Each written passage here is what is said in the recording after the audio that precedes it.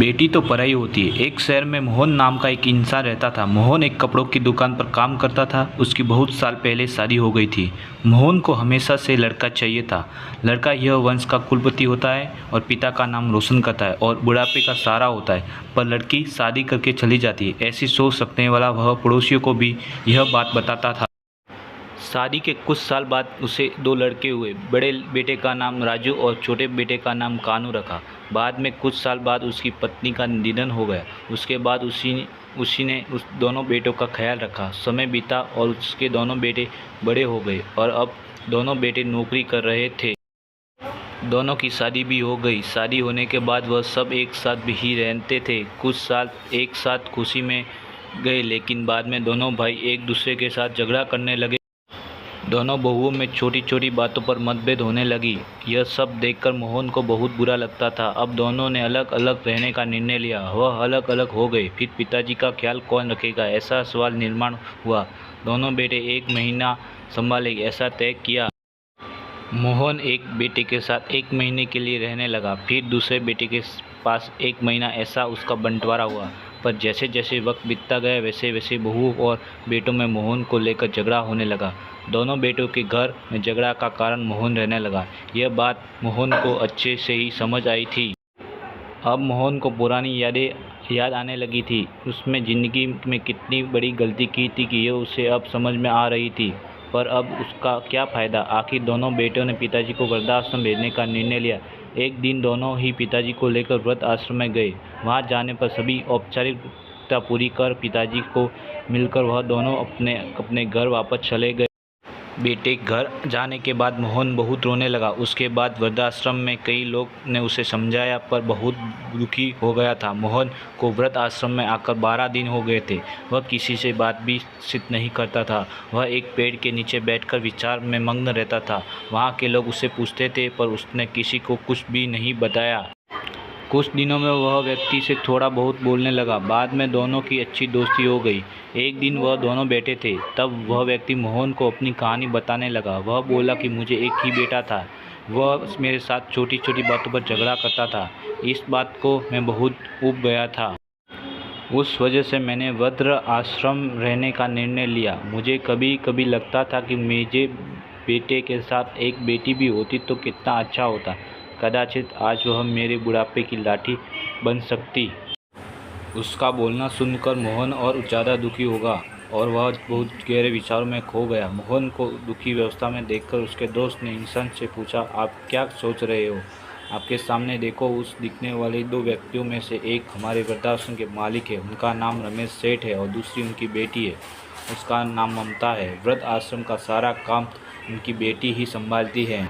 रमेश सेठ उनको एकमात्र बेटी थी। बेटी माँ और पिताजी से बहुत प्यार करती थी। उतना ही ज़्यादा प्यार एक वृद्ध आश्रम के हर व्यक्ति से प्यार करती है। मोहन सिर्फ उसकी तरफ देखते ही रह गया और उसका मन और भी ज़्यादा दुखी होने लगा। रात होने लगी थी। हर एक वृद्ध अपने अपने रूम में जाने लगे। मोहन भी उसके रूम में जाता है। रात का खाना जल्दी खाकर सब लोग सो जाते हैं। मोहन को उसका भूतकाल याद आता है। मोहन की शादी होने के बाद उसकी पहली बेटी हुई थी। उस वक्त उसे बहुत गुस्सा आया था। पत्नी की मना करने के बाद भी गुस्से में उसने बेटी को उठाया और दूर जाकर उसे वहां छोड़ आया। पर वह पश्चाताप करने के सिवाय रास्ता भी नहीं था। मोहन को रात भर नींद नहीं आई। दूसरे दिन वृद्ध आश्रम में एक छोटा सा प्रोग्राम था। हर एक जन्म जल्दी उठता है और अपने अपने काम में लग जाते हैं। दोपहर को सब लोग हॉल में एकत्रित हुए। रमेश सेठ और ममता भी आए। वहाँ पर एक प्रोग्राम चालू था। तब रमेश सेठ का ध्यान 2-3 बार मोहन की तरफ गया। मोहन उनको बहुत उदास बैठा हुआ दिखा। उसको लगता है कि शायद उसकी तबीयत अच्छी नहीं होगी। प्रोग्राम ख़त्म होने के बाद वह मोहन से बात करने के लिए उसके पास जाता है। वह मोहन को दुखी होने का कारण पूछते हैं। तभी मोहन बहुत रोने लगता है और थोड़ी देर बाद वह अपनी पूरी कहानी उनको बताता है कि मुझे भी पहली बेटी हुई थी, पर मुझे बेटी नहीं चाहिए, इसलिए मैंने गुस्से में आकर उसे छोड़ आया। आज जब मैंने आपको आपकी बेटी के साथ देखा तो तभी मुझे समझ आया कि बेटी कितनी प्यारी करती है। मेरी बेटी भी मेरे साथ होती तो मुझे यहाँ वृद्धाश्रम में रहना नहीं पड़ता। मेरे दोनों बेटे ने मुझे दुख के सिवा कुछ भी नहीं दिया। मैंने किए हुए पापों की सज़ा आज मैं भुगत रहा हूँ। मोहन की ये सब बात सुनकर रमेश सेठ को मन में बहुत दुख हो रहा था। दुखी होकर वो मोहन को बोलते हैं कि यह मेरी बेटी नहीं है, मुझे यह नदी किनारे मिली थी, मैं उसे घर लाया और बहुत प्यार से बड़ा किया है और मेरी पत्नी उससे बहुत प्यार करते हैं और हम दोनों उससे बहुत ज़्यादा प्यार करती है। पूरी कहानी सुनने के बाद मोहन बोलता है कि मैंने मेरी बेटी को भी नदी के किनारे मंदिर के पास छोड़ाया था। यह सुनकर रमेश को थोड़ा सा गुस्सा आया और वहाँ से निकलते ही वाला था। तभी उसी वक्त मोहन को पूछता है कि आपकी बेटी का बर्थ मार्क वगैरह आप बता सकते हैं क्या? मोहन ने तुरंत जवाब दिया, हाँ बता सकता हूँ। उसके बाएं हाथ पर और दाएं पैर पर एक अंगुली ज़्यादा थी। जब जवाब सुनकर रमेश जी सेठ को विश्वास होता है कि ममता उसी की बेटी है।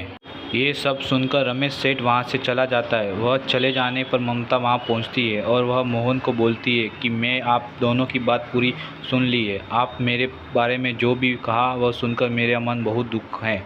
एक पिता खुद की बेटी के बारे में ऐसा निर्णय ले सकते हैं, यह सुनकर मुझे बहुत बुरा लगा। आपने जो भी किया वह बहुत गलत था। आपने मुझे बेटी बोलने का अधिकार खो दिया है। मैं आपकी बेटी होकर भी आप मुझे रास्ते पर छोड़कर चले गए थे और मैं उनकी बेटी ना होते भी उन्होंने मुझे पर जान निछावर कर दी। इसलिए वही मेरे सच्चे पिता और वही मेरी माता है। आप इस वृद्ध आश्रम में रह सकते हैं, पर आज आपने उनके सामने जो बोला कि वह फिर कभी भी उनके सामने मत बोलिए, क्योंकि आज तक मैंने उनको इतनी दुखी कभी नहीं देखा। इतना बोलकर ममता वहाँ से चली गई। मोहन सिर्फ आंखों में आंसू लाकर उसकी तरफ देखता रह गया और अपने नसीब को दोष देता रहा। दूसरे दिन सुबह किसी को भी ना बताते हुए मोहन वृद्धाश्रम छोड़कर चला गया। अगर आपको हमारी यह कहानी अच्छी लगी हो तो चैनल को लाइक व सब्सक्राइब जरूर करें। धन्यवाद।